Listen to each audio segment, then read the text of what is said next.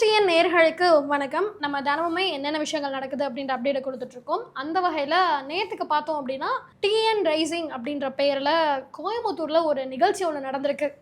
நிகழ்ச்சின்றதை விட திமுக ஒரு வித்தை ஒன்று காட்டியிருக்காங்க அப்படின்னு சொல்லலாம். ஸோ அது போக இன்னும் என்னென்ன தமிழ்நாட்டில் பரவலாக நடந்தது, பரவலாக பேசப்படுது அப்படின்ற எல்லாத்த பற்றியும் தான் பார்க்க போகிறோம். பார்த்துடலாம். அதாவது திமுக அப்படின்னு எடுக்கும்பொழுது இந்த எஸ்ஐஆருக்கு ஒரு நாளுமே நாடகம் ஆடிட்டே இருக்காங்க. எஸ்ஐஆரை பற்றி கேட்டாலே இப்போ எதுக்குங்க எஸ்ஐஆர் கொண்டு வந்தாங்க அப்படின்ற மாதிரி பதில்களை சொல்லிட்டே இருக்காங்க. அப்படி பார்க்கும்போது நெல்லை மாவட்டத்துல மட்டுமே இந்த போலியான வாக்காளர்கள், இறந்து போன வாக்காளர்கள் பட்டியல் மட்டுமே 78,000 இருக்கு அப்படின்னு சொல்லிட்டு கண்டெடுத்து எடுத்திருக்காங்க. இதை பார்க்கும்போது நெல்லையில மட்டுமே இவ்வளவு இருக்கே, தமிழகம் முழுக்க இருக்கக்கூடிய மாவட்டங்கள்ல நம்ம இந்த எஸ்ஐஆர் அமல்படுத்தணும் அப்படின்னா எவ்வளவு போலியான வாக்குகள் இருக்கும், எவ்வளவு இறந்தவர்களுடைய வாக்குப்பட்டியல்கள் இருக்கும் அப்படின்றது கொஞ்சம் யோசிச்சு பாரு.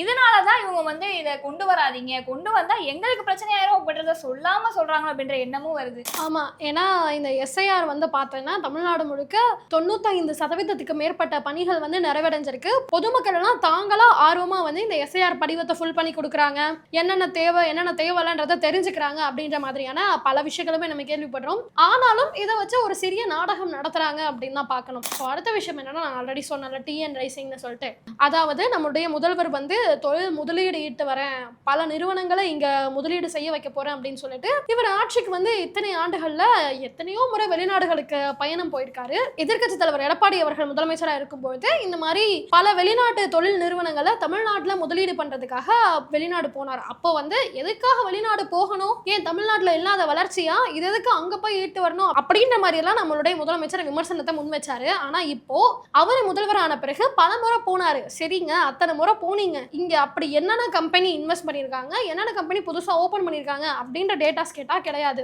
எத்தனை கோடை ஈட்டுட்டு வந்தீங்க அப்படின்னு கேட்டா வெள்ளை அறிக்கை விடுங்கன்னு சொன்னா அதுவுமே இதுவரைக்கும் வெள்ளை அறிக்கை விட்டதே கிடையாது. சோ அப்படி இருக்கிற பட்சத்துல அதிமுக காலத்துல 62,000 இருந்த நிறுவனங்கள் இப்ப 79,000க்கு மேல நிறுவனங்கள் டெவலப் ஆயிருக்கா. திமுக ஆட்சிக்கு இந்த 4 வருஷத்துல நீங்க யோசிச்சு பாரு, கிட்டத்தட்ட 19,000க்கும் மேற்பட்ட நிறுவனங்கள் பெருகி இருக்கு.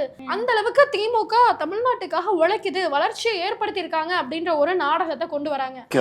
1016 புரிந்துணர்வு ஒப்பந்தங்கள் மேற்கொள்ளப்பட்டிருக்கு. இது கடந்த ஆட்சி காலத்தின் கடைசி 4 ஆண்டுகளை விட 2.5 மடங்கு அதிகம். எத்தனையோ மாநிலங்கள் இருக்கு, எத்தனையோ அரசுகள் இருக்கு, அவங்களும் கூட அவங்க மாநிலம் வளரணும்னு முதலீட்டாளர் மாநாடு நடத்துறாங்க, புரிந்துணர்வு ஒப்பந்தங்கள் போடுறாங்க. ஆனா அதோட கன்வர்ஷன் ரேட் என்ன, அதுக்குள்ள நான் போக விரும்பல. தமிழ்நாட்டை பொறுத்த வரைக்கும் கன்வர்ஷன் ரேட் 80%, 80%. இதன் மூலமா 1,709 பேர் பயனடைஞ்சிருக்காங்களாம். அத்தனை பேருக்கு வேலை வாய்ப்பு கிடைச்சிருக்காங்க. இந்த காலகட்டத்துல வேலை கிடைக்கல, வேலை வாய்ப்பு இல்லைன்னு சொல்லிட்டு பல இளைஞர்கள் படிச்சுட்டும் சும்மா இருக்கிறதையும், ஏதோ கிடைக்கிற வேலைக்கு போறதையும் நம்மளால பார்க்க முடியுது. இந்த மாதிரி நிறுவனங்கள் இருந்துச்சு, இந்த மாதிரி டெவலப் ஆயிருந்துச்சு அப்படின்னா எவ்வளவோ பேருக்கு பயனுள்ளதா இருக்கும். ஆனா அந்த மாதிரி ஒரு விஷயம் நடக்கவே இல்லை அப்படின்ற ஒரு குற்றச்சாட்டை தான் எதிர்க்கட்சி தலைவருமே சரி, பொதுமக்களுமே சரி வச்சுட்டு இருக்காங்க. ஆனா இவங்க கோயம்புத்தூர்ல டிஎன் ரைசிங் அப்படின்ற பேர்ல ஒரு ஈவெண்ட் எதுக்கடா நடத்தினாங்க அப்படின்ற கேள்விதான் வருது. அந்த ஈவெண்ட்ல கூட உதயநிதி ஸ்டாலின் அவர்களுக்கு பாட்டு வேற போட்டாங்களாமே, அவருடைய பிறந்த நாள் வேற நாளைக்கு வருது. சோ என்னென்ன ஆர்ப்பாட்டம் பண்ண போறாங்களோ தெரியல. வரலாறு படைக்க கலைஞராக வருகிறார். சரி, அது ஒரு பக்கம் இருக்கட்டும். இன்னொரு பக்கம் பார்த்தா அப்படின்னா திமுக இருக்கக்கூடிய நிர்வாகிகளும் சரி, திமுக அமைச்சர்களும் சரி, ஒரு வாக்குறுதியை, அதாவது இந்த வார்த்தையை எல்லா இடங்கள்லயுமே சொல்லிட்டு இருப்பாங்க. ஏன் நம்ம தலைவரும் முதலமைச்சர் மு.க. ஸ்டாலின் அவர்களும் சொல்லுவாரு, என்னன்னா ஆசிரியர்களை நாங்க பாத்துக்கிறோம், நாங்க அவங்களுக்கு தேவையானதை செய்வோம் அப்படின்ற மாதிரி சொல்றாங்க.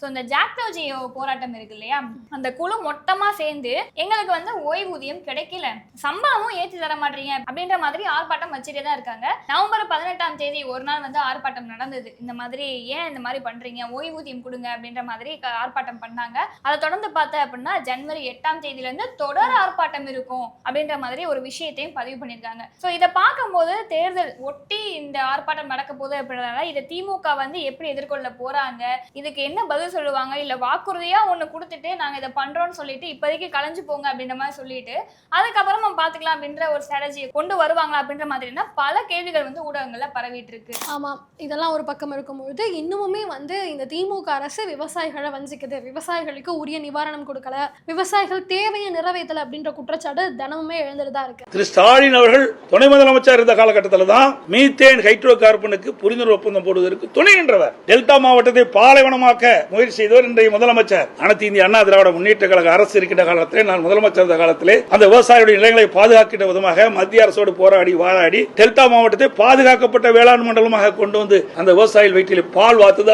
அதிமுக அரசாங்கம். 50 ஆண்டு காலம் காவிரி நதிநீர் பிரச்சனை தீர்க்கப்படாமல் வந்தது. சட்ட போராட்டம் நடத்தி அந்த விவசாயிகளுக்கு ஒவ்வொரு ஆண்டும் கிடைக்க வேண்டிய பங்கு நீர் கிடைக்க செய்ததும் அதிமுக அரசாங்கம். விவசாயிகளுக்கு எப்போதும் ஆதரவாக இருந்த அரசாங்கம் அதிமுக அரசாங்கம். அந்த வகையில திண்டுக்கல் மாவட்டத்துல ஒரு விவசாயி இந்த மாதிரி நஷ்டம் ஆயிடுச்சு, விவசாயம் வந்து மழை பெஞ்சதுல வீணாயிடுச்சு, அந்த நிவாரணத்தை அரசாங்கம் தரல, அதனால கடன் அதிகமாயிடுச்சு அப்படின்ற ஒரே காரணத்துக்காக தான் உயிரை தானே எடுத்து இறந்திருக்காரு. ஸோ இன்னும் எத்தனை விவசாயிகள் உயிரை வந்து இந்த திமுக அரசு காவு வாங்க போதோ, பழி வாங்க போதோ அப்படின்ற ஒரு கேள்விதான் விவசாயிகள் மத்தியில் எழும்புது. ஏன்னா நிவாரணம் கொடுக்கல, நிதி கொடுக்கல, அவங்க அறுவடை பண்ண நெற்பயிர்களை கொள்முதல் பண்றதுக்கான கொள்முதல் நிலையங்கள் சரியா கிடையாது, அரசாங்கம் முழுவதுமாக இந்த விவசாயிகளுக்கு எதிராக இருக்கு. ஆனா நாங்க விவசாயிகளுக்கு நண்பனா இருப்போம், விவசாயிகளுக்கு என்னென்ன தேவையோ அதெல்லாம் நிறைவேற்றுறோம் அப்படின்ற ஒரு விளம்பரத்தை மட்டும் தான் பண்ணியிருக்காங்க. விவசாயிகளுக்காகவும் விவசாயம் சம்பந்தப்பட்டமே அத்தனை வாக்குறுதிகள் கொடுத்திருந்தாங்க, அதுல ஒன்னையாவது நிறைவேற்றினாங்களா அப்படின்னு கேட்டா அதுவுமே கிடையாது.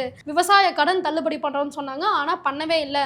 அம்மா ஆட்சியிலையும் எடப்பாடி அவர்கள் ஆட்சியிலும் தான் விவசாய கடன் தள்ளுபடி அப்படின்றது நடந்துச்சு. முதலமைச்சருக்கு வேளாண் சட்டம் என்னன்னு தெரியுமா சொல்லுங்க பார்க்கலாம். 3 வேளாண் சட்டம் என்னன்னு சொல்லுங்க. நான் என்ன சொல்வது? 3மே தெரியாது முதலமைச்சர். சரிங்களா? இந்த 3 வேளாண்மை சட்டத்தை என்னன்னு அவர் சொல்லிட்டு நான் பதில் சொல்றேன். சொல்ல தெரியாது. நானும் சட்டமன்றத்திலே கேட்டேன். நான் என்ன சொல்வது? முதலமைச்சர் அவர்களே எதிர்கட்சியில் இருக்கும் போதே நான் ஆதரிக்கும் போதே என்னை கேட்டேன். நான் கேட்டேன், என்ன விளக்கத்தை சொல்லுங்க. என்ன விளக்கம் சொல்றேன்? நான் என்ன சொல்வது? தமிழ்நாட்டுக்கு விவசாயிகள் 3 வேளாண் சட்டத்தில் எந்த விதத்தில் பாதிக்கிறாங்க சொல்லுங்க, நான் பதில் சொல்றேன். நான் என்ன சொல்வது? என்னங்க தயவு செய்து எங்களுக்காக ஏதாவது செய்யுங்க, இல்லைன்னா விவசாயமே அழிஞ்சிடும், விவசாயிகள் விவசாயத்தை விட்டு போற நிலைமை தான் வரும் அப்படின்ற ஒரு ஆதங்கத்தை விவசாயிகள் தெரிவிக்கிறாங்க. இன்னைக்கு வந்து நவம்பர் 26ன்னு சொல்லும் பொழுது நம்ம எல்லாருக்குள்ளேயுமே தோன்ற ஒரு விஷயம் என்ன அப்படின்னா, 2008 காலகட்டங்கள்ல நவம்பர் 26ல இருந்து 29ஆம் தேதி இந்த 3 நாட்கள் நடந்த கொடூரமான தாக்குதல், இந்த பாகிஸ்தானை சேர்ந்த லஷ்கர் இ தொய்பா அப்படின்ற அமைப்பை சேர்ந்த 10 பயங்கரவாதிகள் வந்து மும்பையில பல இடங்கள்ல அட்டாக் நடத்தினாங்க. அதுல 175 பேர் பலியானாங்க. ஸோ அதை நினைக்கும் போது இன்ன வரைக்குமே வந்து எல்லாருக்குள்ளேயுமே இது மாதிரி ஒரு அட்டாக் இந்தியாவில் இது வரைக்கும் நடந்ததே இல்லை, இது கொடூரமான அட்டாக் அப்படின்னு சொல்லி நினைக்க தோணும். ஸோ அது நடந்து 17 வருடங்கள் முடிஞ்சிருக்கு. ஆமாம், ஏன்னா இந்த மும்பை அட்டாக்னு சொல்லும் போது எல்லாருடைய மனசுலையுமே ஒரு நிமிஷம் அந்த பயம், அந்த வேதனை, அத்தனை உயிர் சேதங்கள், 300க்கும் மேற்பட்டோர் வந்து படுகாயம் அடைஞ்சு மருத்துவமனையில் சிகிச்சை பெற்றுட்டு இருந்தாங்க. இந்த ஒட்டுமொத்த இந்தியாவுமே ஒரு நிமிஷம் ஸ்தம்பிச்சு போன ஒரு அட்டாக்னா இந்த மும்பை அட்டாக்கை சொல்லலாம். ஸோ இன்னையோட நடந்து 17 வருஷங்கள் ஆகுது. ஸோ எப்படி இந்த மும்பை அட்டாக் நவம்பர் 26நாலே யாராலையும் மறக்க முடியாதோ, அதே மாதிரி இன்னைக்கு நேஷனல் கான்ஸ்டியூஷன் டே, அதை வந்து நேஷனல் லா டேன்னு கூட சொல்லுவாங்க. அம்பேத்கர் அவர்கள் எழுதின அந்த சட்ட புத்தகத்துக்கு ஒரு அங்கீகாரம் கொடுத்து அதை அக்செப்ட் பண்ணனால நவம்பர் 26 கான்ஸ்டியூன்சி டே அப்படின்ற மாதிரி எல்லாருமே கொண்டாடிட்டு இருக்காங்க. ஸோ இதெல்லாம் தான் நேற்றுக்கும் இன்னைக்கும் நடந்த சில விஷயங்கள். நாளைக்கு என்னெல்லாம் நடக்குது அப்படின்றத பார்க்கலாம். நன்றி.